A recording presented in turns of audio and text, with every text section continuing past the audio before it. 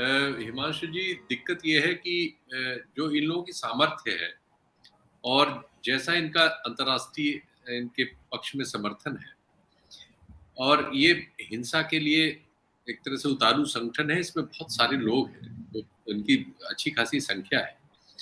जब पिछली बार आंदोलन हुआ था पंजाब में, तो आप जानते हैं कि इस तरह की जो बात आप कह रहे हैं, उसको अमल में मंच से खड़े होके या खुलेआम करने की कोशिश करने वाले लोगों को की जान सबसे पहले गई। लोंगोवाल साहब मारे गए थे, आपको मालूम होगा। उन्होंने शांति के लिए समझौता करने की गुस्ताखी की थी। आप कश्मीर में देखते हैं, कश्मीर में मीरवाइज के पिता मारे गए थे। वो सारे लोग मारे गए जो लोग इस तरह की बात कर रहे थे, जो बात आप अपेक्षा कर रहे हैं हिमांशु जी। इसके बावजूद मैं कहूंगा कि बहुत साहस से बलबीर सिंह जी ने नाम लेकर निहंगों को आरोपी बताया। उन्होंने वो रिस्क लिया है। उन्होंने एक बड़े नेता का, मैं कहूंगा, हिम्मत की है इतने बड़े अतीत के बावजूद, और उसी कम्युनिटी में से निकल के साफ साफ कहा है। बहुत साहस की बात है। जबकि वो राजनीतिक दल जो वहां चुनाव में अभी रोटी सेकने वाले हैं, इनमें से एक ने एक बयान नहीं दिया है। अरविंद केजरीवाल का हमेशा की तरह कोई ट्वीट इस पर नहीं है। अकाली दल गायब है। कांग्रेस के भी नेताओं ने कोशिश की है कि नीचे वाले ही इसको हैंडल कर ले। तो राजनीति ने तो हमें फिर हथियार डाल दिए हैं। और आलोक वर्मा जी की बात बिल्कुल सही है कि वो क्रिमिनल जस्टिस सिस्टम का काम नहीं करेंगे, उसको कोलैप्स हो जाने देंगे। लेकिन इस आंदोलन को जो नेतृत्व दे रहे हैं, उन्होंने, क्योंकि उनका रिस्क भी बहुत था, इस तरह की घटनाएं, चाहे वो जो लाल किले पे हुई थी वो घटना, या एक जो रेप की घटना हुई थी इसके पहले इस आंदोलन, इस तरह की कोई भी घटना इस आंदोलन को बहुत बड़ा डेंट करती है, बहुत नुकसान करती है। और वो बेचारे जो 10-12 महीनों से अनवरत सत्याग्रह करके इस आंदोलन को इस स्तर पर लाए हैं, और इस घटना जिससे उनका सीधा कोई ताल्लुक नहीं है, सिवाय इसके कि ये भी पगड़ी पहनते हैं, वो भी पगड़ी पहनते हैं, इसकी कीमत उनको चुकानी पड़ रही है। और वो फिर भी साहस से बोले कि ये गलत, पे उन्होंने सीधे उंगली रखी। यहां तक कि सोशल मीडिया पे ट्वीट करने वाले और पोस्ट लिखने वाले या तो वो थे जो सीधे ही किसी भी सिख को खालिस्तानी कह के खारिज कर देते हैं, उनकी तो बात ही छोड़ दीजिए। वो सुरक्षित जगहों पे बैठे हैं, महाराष्ट्र से ट्वीट कर रहे हैं या यूपी से ट्वीट कर रहे हैं, बिहार से ट्वीट कर रहे हैं, उनके लिए तो बहुत आसान है। लेकिन वहां रह के उसका मुकाबला करना कितनी मुश्किल होती है किसी के लिए भी, वो समझना तो एक अलग सी बात है। तो सबके लिए कठिन सी स्थिति है, सरकारों के लिए भी है, और जो आंदोलन कर रहे हैं, तो अभी आंदोलनकर्ताओं ने तो कम से कम एक स्पष्ट अपने को किया है और गलत को गलत कहा है। अब सरकारों का काम है कि वो गलत को गलत, क्योंकि साबित करने का काम तो सरकारों को करना है, कोर्ट में ले जाने का काम और चालान करने का काम और उनको प्रोसिक्यूट करने का काम तो सरकारों को करना। वो मशीन है। अब वो मशीन अगर वैसिलेट कर जाती है, जैसा कि हजारों बार कर चुकी है, अभी लखीमपुर में कर ही रही है, और जो अभी आज छत्तीसगढ़ में भी एक बड़ी लोमहर्षक दुर्घटना हो गई कि वहां उड़ीसा से गांजा लेके एक गाड़ी आ रही थी और उसने एक दुर्गा पूजा के जुलूस पे गाड़ी चढ़ा दी। तुरंत हमारे यहाँ ट्विटर पे और उस पे वो संगठन जो इस ऐसी स्थितियों का फायदा उठाते हैं, उन्होंने ट्रेंड कराना और वो करना शुरू कर दिया। चूंकि छत्तीसगढ़ में कांग्रेस सरकार है और अभी अभी लखीमपुर खीरी में उनके प्रति आलोचना हो रही थी, तो तुरंत वो सब ट्रेंड होने लगा। लकीली पुलिस ने दोनों गाड़ी में बैठे हुए उनको पकड़ लिया। वो दोनों हिंदू निकले, दोनों मध्य प्रदेश से हैं, और वो उनका बयान आ गया कि उड़ीसा से वो गांजा लेके यहाँ आ रहे थे। और आप सोचिए, पूरी गाड़ी गांजे से भरी हुई थी।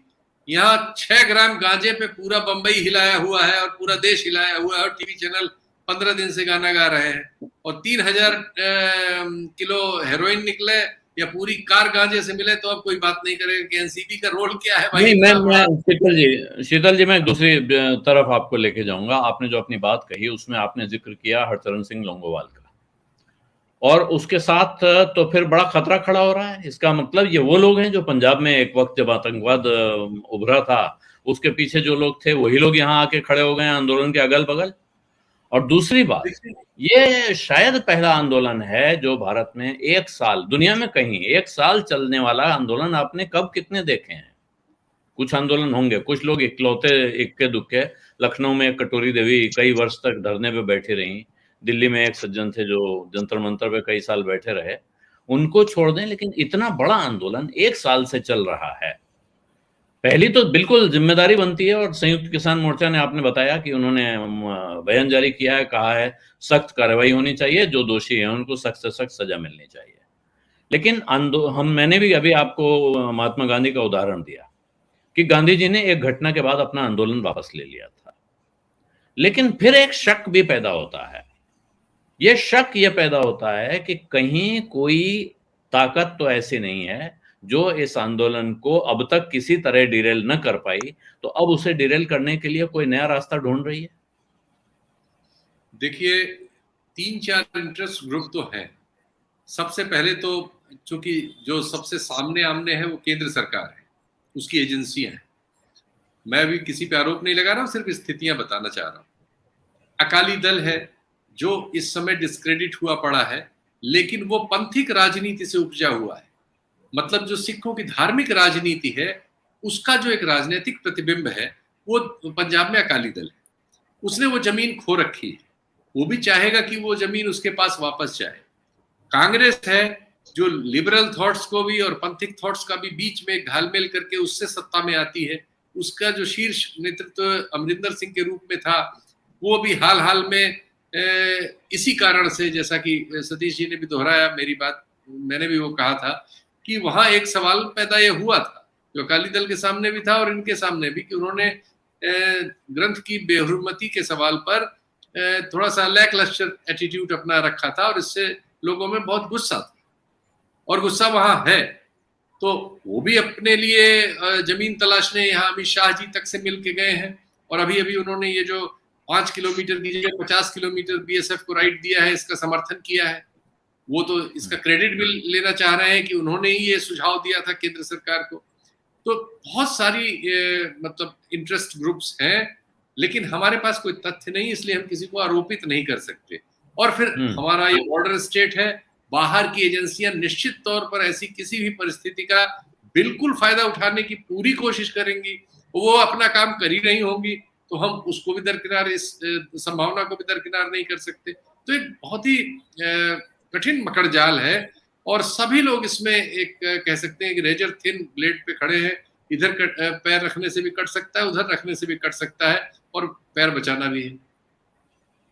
जी, बहुत बहुत विकट सवाल है, ये बात एकदम सही है। जो घटना हुई है इसकी जितनी निंदा करें वो कम है। इसके जो अपराधी हैं इनको जल्दी से जल्दी पकड़ के सजा मिलनी चाहिए, इसमें तो कोई शक नहीं है। लेकिन इस पे बहुत बात भी करना मुझे तो तकलीफ दे रहा है। सतीश जी हाथ उठा रहे हैं। सतीश जी, आपका एक कमेंट। देखिए, मैं ये कहना चाह रहा था कि मेरी नजर, देखिए जो लखीमपुर में हुआ वहां लगता है पंजाब की राजनीति ज्यादा खेली जा रही थी। और मेरे लिए महत्वपूर्ण ये है, आलोक जी, हम सबके लिए महत्वपूर्ण है कि पंजाब की जो नई चन्नी सरकार है वो इस पर क्या स्टैंड लेती, ये महत्वपूर्ण है। भले आप कहेंगे कि ये कोंडली से पकड़ा गया, कोंडली और ये सिंधु बॉर्डर पर हुआ, जो हुआ हरियाणा सरकार के अंदर आता है, सोनीपत पुलिस में आता है, लेकिन जो कुछ जो इसका जो पूरा आयाम है वो पंजाब में देखा जाएगा। तो चन्नी सरकार इस पे क्या स्टैंड लेती है ये एक महत्वपूर्ण है। और वहां जो उनका एक बहुत निकटतम प्रतिद्वंदी कांग्रेस पार्टी का होता जा रहा है वो है आप पार्टी, वो क्या स्टैंड लेती है, मैं इसका इंतजार करूंगा। बहुत महत्वपूर्ण है कि मुझे आम आदमी राजनीति में पार्टी पंजाब के तो राजनीति किसी भी प्रकार के किसी स्टैंड की उम्मीद दिखती नहीं है। मुझे नहीं लगता है कि वो कोई भी स्टैंड लेंगे। जैसा अभी शीतल जी ने बताया, वो इस तरह के मामलों में पतली गली से निकलने के अभ्यस्त हैं। वो कहीं ऐसे मामलों में कोई राय नहीं देते हैं। लेकिन कांग्रेस से आप किस तरह के स्टैंड की उम्मीद कर रहे हैं? मतलब कांग्रेस क्या कर सकती है बजाय ये कहने के कि दोषी कड़ी से कड़ी देखिए, मैं हाँ वही मैं कह रहा हूँ, मैं ये कह रहा हूँ। देखिए, नवजोत सिंह सिद्धू ने 3 मुद्दों को बहुत बड़ा प्रश्न बनाया है। राणा गुरजीत के कैबिनेट में लाने को लेकर, नशा के सौदागरों के खिलाफ जो कार्रवाई नहीं की या ये सरकार भी नहीं कर पाई है वो, और तीसरा जो है वो ये बेअदबी के मामले पर कार्रवाई। अभी हो सकता है, मेरे दिमाग में ये बात आ रही है कि ये बेअदबी के मामले पर क्या कोई चन्नी सरकार कोई त्वरित फैसला कर देगी क्या? और उस पे वैसी स्थिति में जो अमरिंदर सिंह के बारे में कहा जा रहा है कि उन्होंने 50 किलोमीटर बीएसएफ वाला मामले का भी समर्थन किया, उनके बारे में भी कहा जा रहा है कि वो एक शायद पार्टी बनाए। तो अब ये राजनैतिक रुख वहां पर क्या होता है बड़ा देखने लायक है। इसलिए वो आप ये देखिए, घटना आपको छोटी सी लगे, इनको जस्टिफाई, इनको अपने आंदोलन को, आपने जो महात्मा गांधी की बात की उसमें इनको क्रेडिबिलिटी तो बनाए रखना पड़ेगा निश्चित रूप से आंदोलनकारियों को। लेकिन पंजाब की जो फिजा में जो पॉलिटिक्स है और चुनाव वहां आ रहे हैं, उसमें अलग अलग पार्टियां क्या स्टैंड लेती हैं, चन्नी सरकार क्या स्टैंड लेती है, इसका ये, इससे आप इस घटना को देखिएगा, बहुत इंट्रिंसिक लिंक हो जाएगा, ये निश्चित रूप से हो जाएगा। सत्य हिंदी का ऐप डाउनलोड करें गूगल प्ले स्टोर पर।